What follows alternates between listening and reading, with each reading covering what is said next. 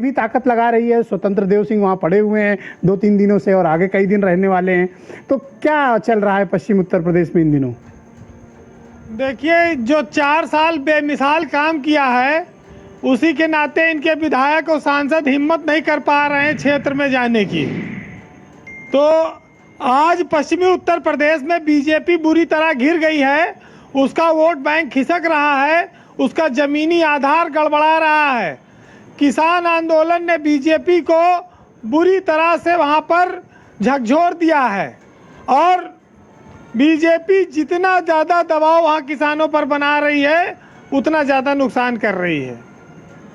ये बात आज नहीं, जब चुनाव होंगे तब परिणाम सामने आएगा। उत्तर प्रदेश में जिस तरह से विधायक और सांसद परेशान हैं, अपनी सरकार होते हुए उनकी एक तो डीएम एसपी नहीं सुनता है और ऊपर से किसान उनको गांव में नहीं घुसने दे रहे हैं। वो जाएं तो जाएं कहाँ? पश्चिमी उत्तर प्रदेश की तस्वीर बड़ी उल्टी है। कुल मिलाकर पश्चिमी यूपी के किसानों की हिम्मत की भी सराहना करनी होगी कि चाहे प्रदेश अध्यक्ष है, चाहे कोई मंत्री विधायक, वो झुकने वाले नहीं हैं, डरते नहीं हैं, डरपोक किसान नहीं है। तो ये बहुत बड़ी बात है। और सबसे बड़ी बात यह है कि बीजेपी ये कहती है भाई कि हम जा रहे हैं गांव-गांव। 50-50 गांव विधायक और मंत्रियों को दिए गए थे। अब ये रात के अंधेरे में गांव में छुप के गए हैं, पुलिस फोर्स लगी रही, क्या हुआ, कैसे गए, दिन के उजाले में तो हंस रहा, आप देख रहे हैं, सब वीडियो में आ रहा है। लेकिन समस्या इस बात की है कि अब चुनाव करीब है, पंचायत का चुनाव भी, उसके बाद फिर विधायक का चुनाव आ जाएगा। तो जाना नेताओं की मजबूरी है गांव में। और जहां जो बेइज्जती हो रही है उसका कुछ ही वीडियो सामने आ रहा है, बाकी तो वो खुद जानते हैं कितना दर्द है। लेकिन कुल मिलाकर ये है कि बीजेपी किसान आंदोलन के मामले पर अगर वार्ता नहीं करती है और चुनाव तक खींचती है इसको, तो उसके लिए ये बहुत घातक होगा, क्योंकि 91% वोट पश्चिमी उत्तर प्रदेश में उसे मिला था, जो वोट पड़े थे, और बीजेपी बहुत बम्पर जीती थी उन क्षेत्रों में।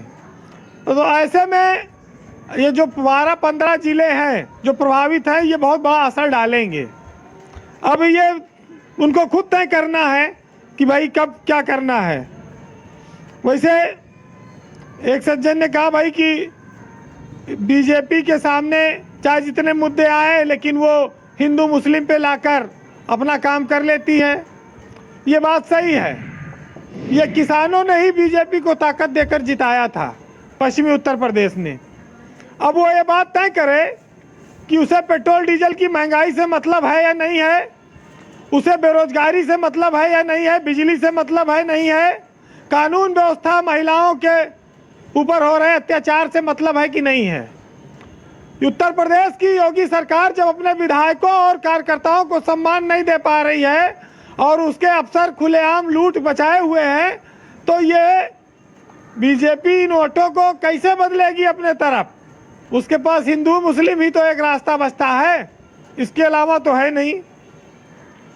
और आप जानते हैं सोशल मीडिया का किस तरह से इस्तेमाल होता है, दुरुपयोग होता है। 4 साल बेमिसाल काम हुआ है। अब कितना बेमिसाल हुआ है वो कल प्रदेश अध्यक्ष को सामने पता चला है।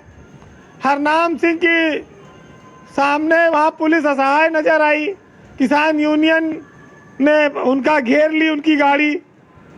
वैसे पूरी साहब बैठे हैं, इनकी पार्टी बहुत मशहूर रही है एक चीज में, जिसको ये लोग कहते हैं कि बड़े बड़े दावे करने में।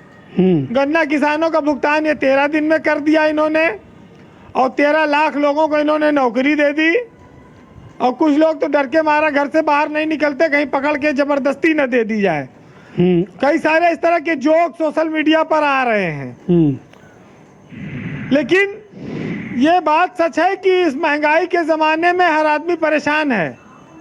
राज्य सरकार कानून व्यवस्था और महंगाई पर कंट्रोल नहीं कर पा रही है, ये बात लोगों को पता है। अब बीजेपी किस आधार पे वोट मांगेगी, ये बात समझ में आती नहीं है। लेकिन भाई ठीक है, होता क्या है कि जब पेट्रोल की कीमतें बढ़ी ब्रजेश जी, तो जिनके पास मोटरसाइकिल कार थी, बहुत सारे लोगों ने साइकिल चलाना शुरू कर दिया।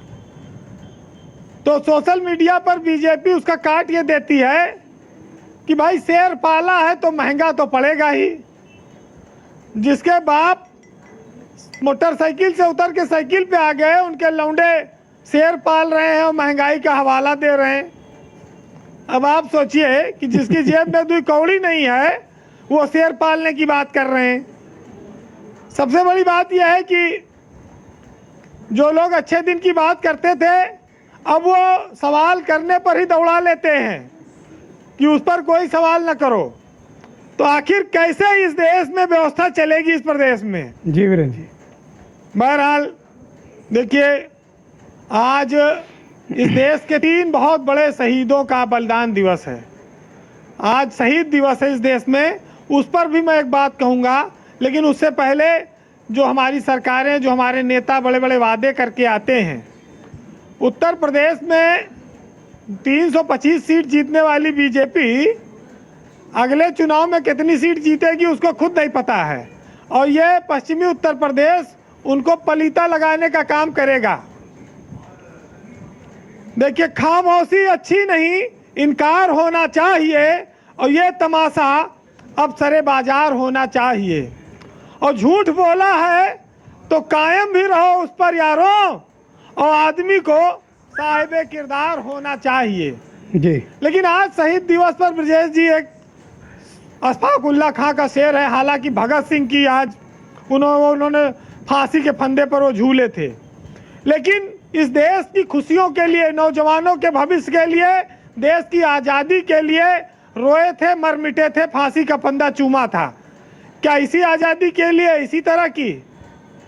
अशफाक उल्लाह खां ने लिखा है कि नौजवानों जो तुम्हें खटके, हमें भी याद कर लेना भूले भटके।